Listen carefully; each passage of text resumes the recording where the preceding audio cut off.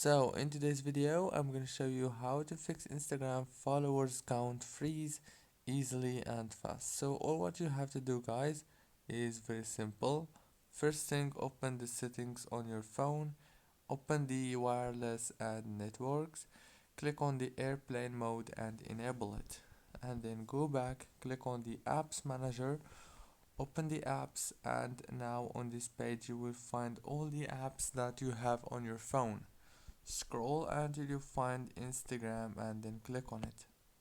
Now click on the first stop option and then go to the data usage, click on it. Make sure that all those options right here are enabled. Go back, click on the storage, click on clear cache and clear data. Now all what you have to do is turn off the airplane mode and then reopen Instagram. Don't forget to like and subscribe, and thank you for watching.